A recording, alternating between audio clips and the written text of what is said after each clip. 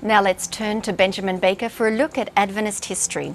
This week, an Armenian professor risks everything for his faith. Welcome to This Week in Adventist History.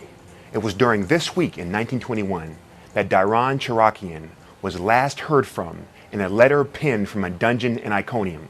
Years earlier, Diran Chrakian had been famous in his native Armenia, holding professorships at the most prestigious universities in Istanbul, authoring best-selling books, and highly celebrated as an astronomer and psychologist.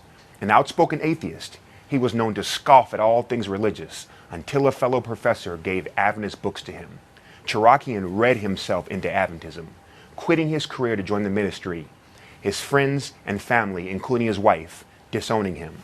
The years that followed were difficult for Chrakian, marked by imprisonment for his faith, while his country, Europe, and the larger world were embroiled in World War I, the bloodiest conflict in history up to that point. Chrakian nevertheless won scores of souls to Christ throughout Asia Minor. Known as a man of exceptional spirituality, he spent entire nights in prayer and was said to be surrounded by a holy atmosphere. Witnesses attest that on one occasion he resurrected a missionary from the dead. Diran Chrakian's storied life ended in the same manner it did for some 1.5 million of his fellow countrymen when he was killed in the Armenian genocide in 1921. And that was This Week in Adventist History.